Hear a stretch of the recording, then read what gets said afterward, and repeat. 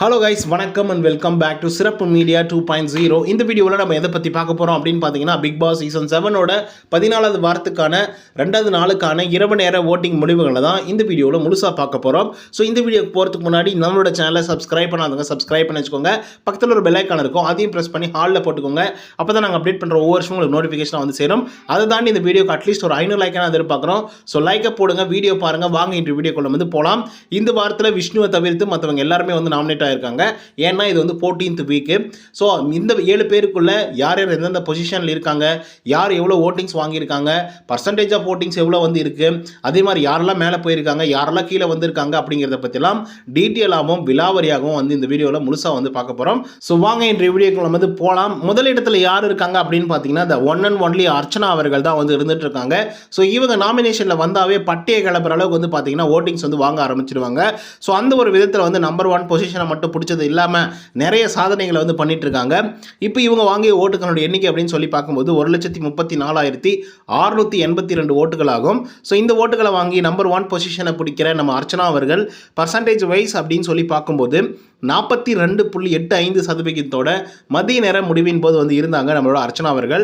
But இப்போ வந்து பார்த்தீங்க அப்படின்னா 42.43% வந்து இருந்துட்டு இருக்காங்க நம்மளோட அர்ச்சனா அவர்கள். ஸோ இவங்களை பொறுத்த வரையிலையும் பர்சன்டேஜ் ஆஃப் ஓட்டிங்ஸ் அப்படிங்கிறது யாராலையும் அடிச்சுக்க முடியாத அளவுக்கு வந்து பார்த்தீங்கன்னா ஓட்டிங்ஸ் வந்து வாங்க ஆரம்பிச்சிருக்காங்க. சொல்லப்போனால் செகண்ட் பொசிஷனுக்கும் முதல் பொசிஷனுக்கும் உள்ள வேறுபாடுகள் எவ்வளோ தெரியுமா? கிட்டத்தட்ட 80,000 வாக்குகள். யோசிச்சு பாருங்க, 80,000 வாக்குகள் வந்து வித்தியாசத்தோடு வந்து இருந்துட்டு இருக்காங்க. ஒரே ஒரு பர்சன் இவ்வளோ தூரம் வந்து ஓட்டிங்ஸ் வந்து வாங்க முடியுது அப்படின்னா கண்டிப்பாக அத்தனை மக்கள் மனசில் வந்து பார்த்தீங்கன்னா அர்ச்சனா அவர்கள் வந்து இருக்காங்க. இதுதான் வந்து பார்த்தீங்கன்னா பூர்ணிமா வந்து விசித்ரா கிட்டேயும் வந்து சொல்லியிருந்தாங்க. ஸோ ஆடியன்ஸ் வந்து அவங்கள லைக் பண்ணுறாங்க. ஸோ அதனால் அவங்க தான் வந்து வின் பண்ணுவாங்க அப்படின்ற மாதிரி. ஸோ அதனால் அர்ச்சனா அவர்கள் நம்பர் 1 பொசிஷனில் வந்து இருக்காங்க. அதுக்கடுத்தா செகண்ட் பொசிஷனில் யார் இருக்காங்க அப்படின்னு பார்த்தீங்கன்னா மணிச்சந்திரா வந்து இருந்துட்டு இருக்காரு. அவர் வாங்கிய ஓட்டுகளோட எண்ணிக்கை அப்படின்னு சொல்லி பார்க்கும்போது 58,731 ஓட்டுகள் ஆகும்.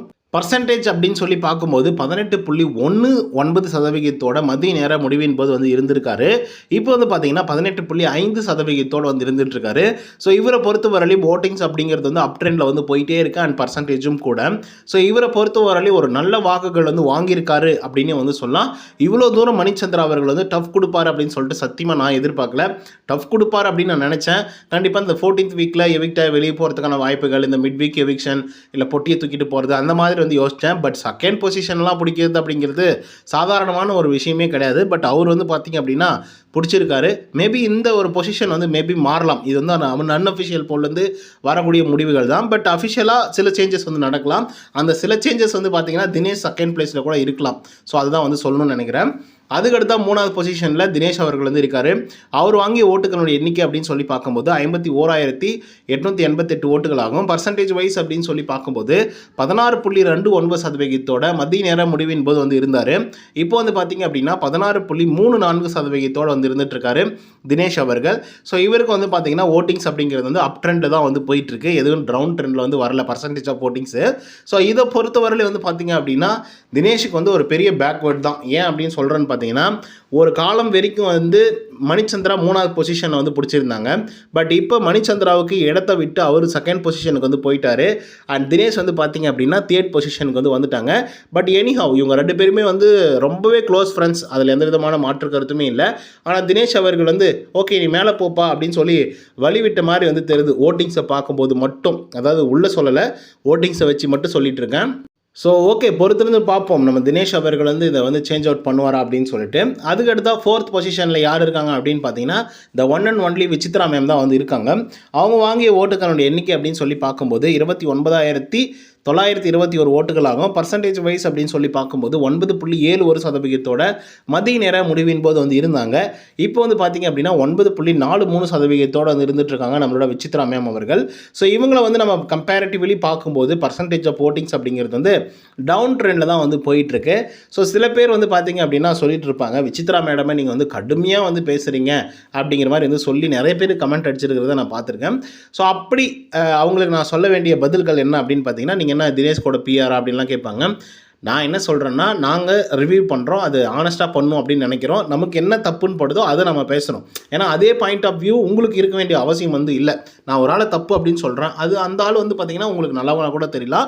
ஸோ இது வந்து ஓட்டை அஃபெக்ட் பண்ணும் அப்படின்னு நீங்கள் நினைக்கிறீங்களா? அதுதான் தப்பு. ஏன்னா தினேஷும் வந்து கீழே தான் இருக்கார், விசித்ராவும் கீழே தான் இருக்காங்க அப்படிங்கிறத நல்லா புரிஞ்சுக்கோங்க. அதே மாதிரி மக்கள் எடுக்கிறது தான் முடிவு. ரிவ்யூவர் சொல்லிட்டாங்க அப்படின்றதுக்காகவே முடிவு எடுத்துட மாட்டாங்க மக்கள். இப்போ 5th பொசிஷனில் விஜய் வர்மா, அவர் வாங்கிய ஓட்டுகளுடைய எண்ணிக்கை அப்படின்னு சொல்லி பார்க்கும்போது 15,127 ஓட்டுகளாகும். பர்சன்டேஜ் வைஸ் அப்படின்னு சொல்லி பார்க்கும்போது 4.58% மத்திய நேர முடிவின் போது வந்து இருந்தார். இப்போ வந்து பார்த்திங்க அப்படின்னா 4.77% வந்து இருந்துட்டு இருக்காரு நம்மளுடைய விஜய் வர்மா அவர்கள். ஸோ இவரை பொறுத்தவரையிலும் ஒரு நல்ல பர்ஃபார்மன்ஸ் எல்லாம் வந்து பண்ணிட்டு இருப்பார் அப்படின்னு சொல்லி நம்ம யோசித்தோம். பட் இங்கே வந்து பார்த்திங்கன்னா டோட்டலாக வந்து சேஞ்ச் டவுன் ஆகி போச்சு. ஏன்னா லாஸ்ட் வீக்கில் ஓரளவுக்கு வந்து வாக்குகள் வந்து விஜய் வர்மாவுக்கு வந்து இருந்தது. எனக்கு தெரிஞ்சு இவருக்கு வந்து நிறைய டேமேஜ் ஆனது எங்கே அப்படின்னு பார்த்தீங்கன்னா, நிக்சனுக்கு வந்து அந்த ஒரு கார்டை காமிச்சு விட்டதாக வந்து ஒரு புரளி வந்து கிளம்பிச்சு. புரளியா அது உண்மையா அப்படின்னு வந்து தெரியல. பட் அது புரளி தான் அப்படின்னு சொல்லிட்டு கமல் சார் வந்து சொல்லிட்டு போயிட்டாரு. பட் விஷுவலாக ஆடியோஸ் அண்ட் வீடியோஸ் எல்லாமே கிளியராக இருக்குது. அவங்க 2 பேரும் ஸ்கேம் பண்ண மாதிரி ஒரு வீடியோஸ் வந்து இருக்குது. ஸோ அதனால கூட இவருக்கு வந்து பார்த்திங்கன்னா ஃபேன் பேசஸ் வந்து கம்மியாக இருக்கலாம். ஸோ இந்த மாதிரி இன்சிடென்ட்டை வச்சு தான் ஓட்டிங்ஸே வந்து விழுகுது. அதுக்கு சிறந்த எடுத்துக்காட்டு இதெல்லாம் கூட. அதுக்கடுத்தா 6th பொசிஷனில் யார் இருக்காங்க அப்படின்னு பார்த்தீங்கன்னா மாயா இருக்காங்க. அவங்க வாங்கிய ஓட்டுகளுடைய எண்ணிக்கை அப்படின்னு சொல்லி பார்க்கும்போது 13,947 ஓட்டுகளாகும். பர்சன்டேஜ் வைஸ் அப்படின்னு சொல்லி பார்க்கும்போது 4.32% மத்திய நேர முடிவின் போது வந்து இருந்தாங்க. இப்போ வந்து பார்த்தீங்க அப்படின்னா 4.39% வந்து இருந்துகிட்ருக்காரு மாயா அவர்கள் வந்து இருந்துகிட்ருக்காங்க. அதுக்கடுத்தா 7th பொசிஷனில் யார் இருக்காங்க அப்படிங்கிறது உங்களுக்கு நல்லாவே தெரிஞ்சிருக்கும். இதுக்கான ரீசன் என்னவா இருக்கும் அப்படின்னு சொல்லிட்டு என்றைக்காவது யோசித்து பார்த்துருக்கீங்களா? பட் இவங்க யோசித்த மாதிரி வந்து தெரியல. ஆனால் இன்றைக்கி வந்து ஒரு டாஸ்க் வந்து கொடுத்ததுக்கப்புறம் நாங்கள்லாம் யோகியனுங்க அப்படிங்கிற மாதிரியே வந்து எல்லோரும் நின்று பேசினாங்க. குறிப்பாக வந்து மாயா அண்ட் பூர்ணிமா, நாங்கள்லாம் வந்து சொக்க தங்கம், என்னை யூஸ் பண்ணிக்கிட்டு காகிதம் மாதிரி கசக்கி பிழிஞ்சு பிசாட்டிட்டாரு அப்படிங்கிற மாதிரி வந்து பூர்ணிமா அவர்கள் வந்து சொல்லியிருந்தாங்க. இதில் எந்த அளவுக்கு உண்மை இருக்குது அப்படிங்கிறது உண்மைதான். அவங்க வந்து பார்த்திங்கன்னா அவங்க வந்து ரொம்பவே க்ளோஸாக வந்து இருந்தாங்க.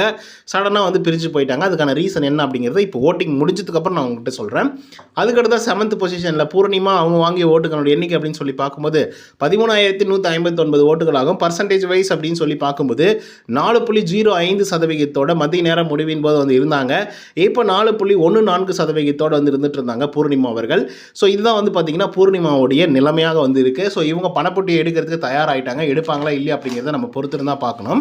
அண்ட் ஒன் மோர் திங் என்ன அப்படின்னு பார்த்தீங்கன்னா, பூர்ணிமா அவர்கள் இன்னைக்கு விஷ்ணு கிட்ட அண்ட் இப்படி தான் அவர் வந்து பார்த்தீங்கன்னா ஒரு தடவையும் வந்து மேலே வந்துட்டு இருந்தார் அப்படிங்கிற மாதிரி ஒரு விஷயத்தை வந்து சொல்லிட்டு இருந்தாங்க. ஜெர்னி, ஓகேங்களா, ஜெர்னியை வந்து நரேஷ் பண்ணும் அப்படின்ற மாதிரி தான் சொல்லியிருந்தாங்க.